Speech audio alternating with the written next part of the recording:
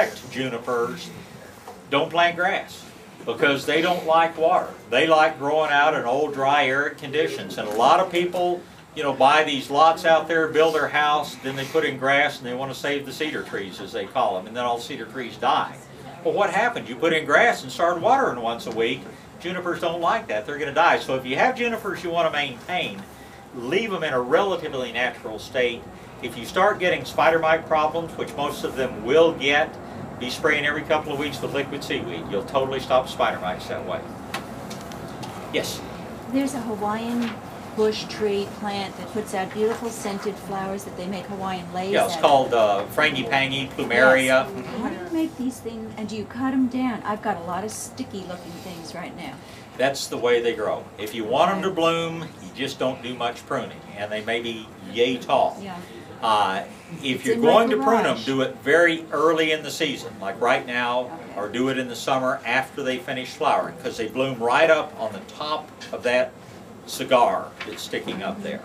But if you prune very much on your plumeria, you're not going to have very many flowers. You just almost have to let them grow up. I think I cut too harsh. Yeah, just means it'll be next year before you have as many flowers. What's the heaviest flowering plant food I can come up with? These guys take food. The Color Essentials, if you're looking for a dry fertilizer, what that is Rose Glow. We love the Rose Glow by Maestro Grow, so we did what we do on a lot of our products. We went to the Maestro Grow people and said, how would you make it better? They told us some additional things they would put in it, and we said, well, make it for us. So the stuff that we sell as Color Essentials, the same price as Rose Glow, but it's just better. It's like our liquid fertilizer we call Natural Solutions. That's exactly the same stuff as Medina has to grow, but it's got extra, what does it have, extra seaweed and extra humates in it. We call it Natural Solutions. It's just Medina, it just has to grow with extra stuff in it. Yes, ma'am. How is the quickest way on back to crepe myrtles, all the shoots that come out around mature trees, to keep them without physically going in and taking heavy mulch. Oh, okay. A lot of plants, including live oaks, protect themselves. They have this little built-in protection that Mother Nature gave them that evolved over the years. And I'm going to give these plants the ability to think consciously. But if they've got a lot of sunlight hitting the soil underneath the tree, they say, man, something happened to the top of the tree. It's supposed to be shady down here. The top of the tree must have busted out. I better grow some new tops. So you take that oak tree or that crepe myrtle and you prune it way up so all the growth is up here and you got all this sunlight beating down on the ground. So the roots start to sprout, you know, put up sprouts would eventually become new stems. So the darker you keep the ground around the base of your crepe myrtle, around the base of your live oaks, things like that, the fewer sprouts you will have come up. You keep that ground dark either by letting a really thick ground cover grow or by putting 3, 4, 5 inches of mulch over the soil to keep it darker. Yes? I have some old junipers, but I need them because they're privacy. And is there a fertilizer you should be putting on? Same thing you put on your grass is fine. Old junipers have a limited lifespan. They do not live forever.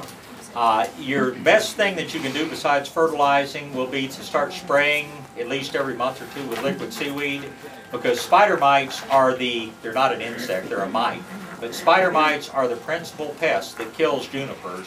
Liquid seaweed is not poison, but it makes the leaves so tough that spider mites can't get to them. So start spraying once a month or so, your junipers will be a lot healthier. Just follow directions on the liquid seaweed. Yeah. And there isn't any reason to put that reading oil or whatever that. No, they're not. That's not going to help with right, anything. Thank you. Yes. Okay, what about dwarf mandina? Dwarf nandinas you should never have to touch. Really? Yeah. If you're planting a good dwarf nandina. Now the dwarfs with the flat leaves, the Harbor dwarf was the older, the new one is Harbor Bell. Right. These don't ever bloom. The Harbor Bell will, the Harbor dwarf won't. Okay. But that's the improvement of Harbor Bell, flowers and berries. Feed them, mulch them, and you probably never have to prune them. Now there's a different dwarf, it's called a purple dwarf. Atripurpureum is its name, and then there's some other variations of it, Firepower and some others that have kind of a curly leaf. If you've got those, pull them up and replant with Harbor Bell, because that curly one is going to be a real mess trying to maintain here. It likes acidic soils that we don't have. In Houston, it's gorgeous, but it simply should not be sold in this area. In the compactor. Compacta, follow that. Take the tallest third of the canes out every year. You'll have a beautiful 4 or 5 foot hedge. Yes? I've got a volunteer line came up with her vegetable garden. As far as pruning goes, I've already shaped this into a lollipop so it wouldn't shape her vegetables. It's going to produce. Yes, it will. But plants that are grown from seed, whether it's your frangipangi that you're growing for flowers or whether it's your lime that you want fruit from, has to reach a certain degree of maturity. An animal can't reproduce until it's mature. I mean, that bull may be 600 pounds when it's 9 months old, but it's not big enough to reproduce. Your seed-grown lime tree is the same way. Probably be 8 or 10 years before it reaches maturity. Has nothing to do with size. It's a matter of chemical maturity, so to speak. Okay, well, now we're going to get into pruning. This thing is already about 10 feet tall. Okay. Maybe 5 years old. Can I keep this thing from growing any further, or is it? If you prune real religiously, and if you don't take more than a third of the foliage off at one time, yeah, you can prune 2 or 3 times a year and keep it to a reasonable size. How do they get little trees to fruit? They graft them. And even if that piece of graft wood is only this big, if it comes off of a plant that has gone through the maturing process, then it can produce fruit the first year. But a plant grown from a seed takes a long time to get up to reproductive age. Now, the nice thing about growing things from seed, if you think of it this way, is it's not going to be the same as the parent. When you grow a plant like your lime from a seed, probably 80% of them will look very much like the tree it came off of. 10% of them will look a lot worse, and you'll think, why did I put 10 years into growing this thing that turned out so lousy? 10% of them may be better than the parent, and that's the only way we get something new and novel and different. So I highly recommend growing things from seed. But if you've only got room for one tree, don't grow something from a seed. Get something you know what you're going to get. Over here. Yes? Shrimp plant. Should I cut them up? They never froze. They didn't do anything. You cut them back if you like. They'll just be bigger, you know, if you don't cut them Ours are back. kind of wimpy looking.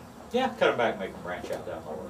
What about your butterfly bush, that green, that evergreen bush that all the yellow jets Yeah, like? yeah. Can I just? It's summer flowering, so prune it any You time can now. prune now. Absolutely. Budlia is its name. What is it? Budlia. B-U-D-D-L-E-A-E or A-E. Yeah, butterfly bush is much easier. I always remember what Mark Twain said. He said it's a sign of a very limited intellect if a man can only spell a word one way. So I'm not promising I spell butterfly. Thanks, I need that. Yeah. I love that. If it didn't freeze back, cut it down to the point you want it to branch. Most winters it's going to freeze and die. Okay. And the blue butterfly? Phalarodendron, Yes. same way. And with both of those plants, if you want to make cuttings from what you cut off, you can start some new plants pretty easily. Root them in perlite. You did say you can cut that all the way back? Yeah, I just, once again, don't want you to take all the foliage off at one time. Well, mine doesn't have green foliage on it. She said the blue butterfly? Yeah, then in that case, cut it back to the point you want it to branch and watch your watering. Okay. Mother Nature has not been too generous with the water this year, so it's probably not going to stay too wet. Okay. Yes, sir. The Mexican bush seeds we put in last year have shade wheel trowel, or have spade wheel trowel came by and helped design it up. So they grew beautifully. Yeah. But we got the real thin ones, a little bit of leaves, but we got the whole little bush area growing underneath. Do we take those spires? It's up to you. Mexican bush sage, Salvia lucantha, blooms when the days are short and the nights are long. So typically it blooms in the fall and blooms in the spring.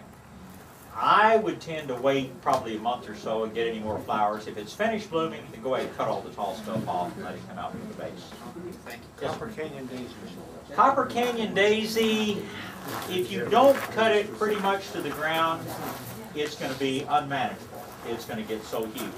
Cut it back close to the ground. They're just a perennial marigold is what they are. And I'd wear